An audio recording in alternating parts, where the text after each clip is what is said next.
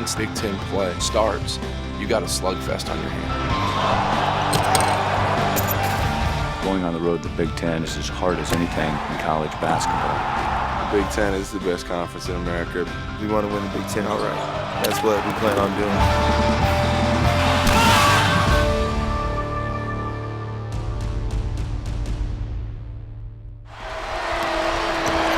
Here's Burke.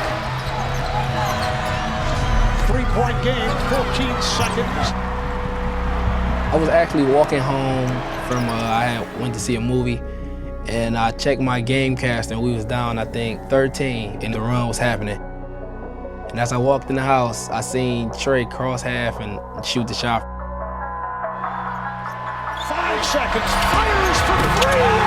Game is tied. He's tied. Trey Burke, from the minute he got here, he had like this level of poise.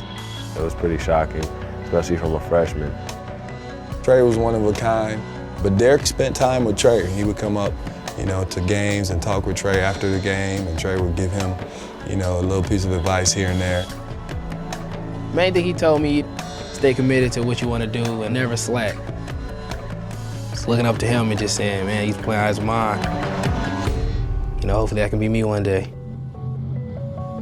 We got to talk to him about 212, 213 degrees, don't we?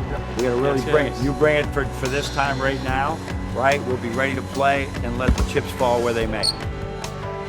Walking in, I was mind blown. I didn't know what was going on. Coach, he's a guy that makes his own terminology.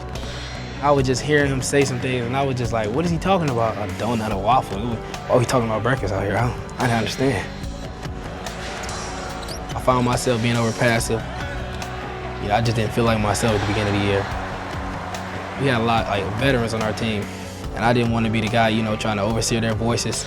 So I would just sit back and listen. Jordan was on my head, constantly. It was like, you got to talk out here. You're the point guard. You're a freshman, but we're still going to look to you at times for that certain level of poise. I knew everything that they were saying was right, but I just couldn't find it in myself to say it yet. Bloomington has always been a touchstone for me. It was a good place for my kids to be raised. It seems I'm less here now than I've ever been, but it's because I'm working. I made my first record in 1975, and I've made something like 5 albums. I'm a singer-songwriter, performer, and have been my entire life.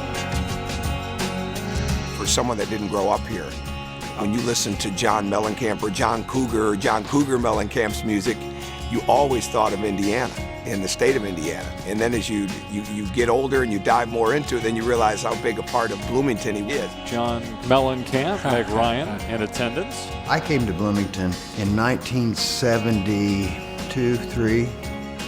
Every year in the fall, there was a turnover of students, and half of them were girls. I was in a rock band, I had a guitar and a leather jacket, and girls liked that back then, and that's the truth. That's the reason I came to Bloomington. Indiana can win it.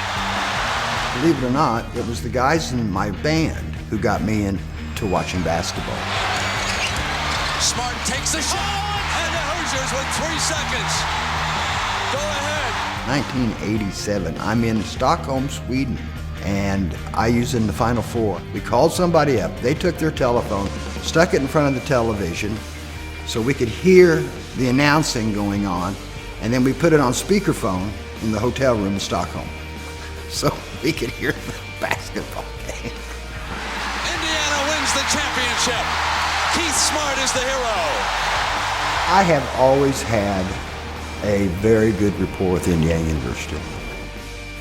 I went to every game when I was in town for probably 20 years. It's just one of the things that people talk about when they talk about Indiana basketball, whether it's Assembly Hall, the national championships, all the great players that have played here, all the great fans here. It's a big game, and you get John Mellencamp here.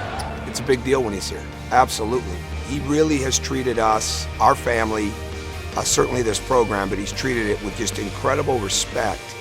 but he's treated it just really like a regular person, and it's been phenomenal.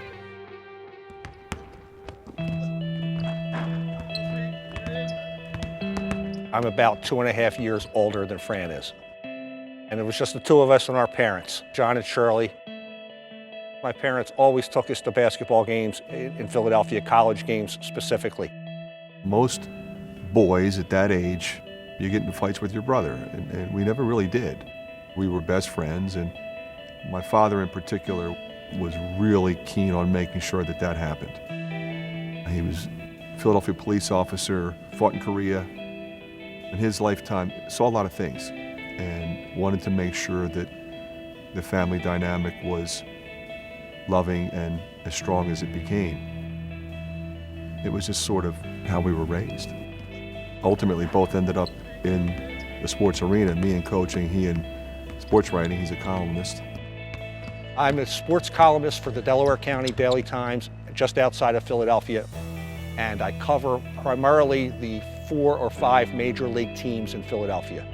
When you're doing my job, you're going to the games, you're accumulating information, you're trying to provide information back to the fans and the readers of your newspaper, and you're trying to do that and be objective. When I come to Iowa, I'm not here to accumulate information, I'm here to accumulate enjoyment. I think it's been incredibly positive for me to have a brother who's a sports writer, because I never view the media as the enemy. And I think if you give them honest answers and you're open with them, they'll treat you with respect and they'll treat you the right way. And that's all I ever ask. I think I have a better understanding than maybe some other columnists who don't get that inside access on what game plans are. I almost think that I'll never write, why didn't he run this play there, or why didn't he run that play there? And a lot of that is because of the access I get here with Fran, and it's very helpful in what I do.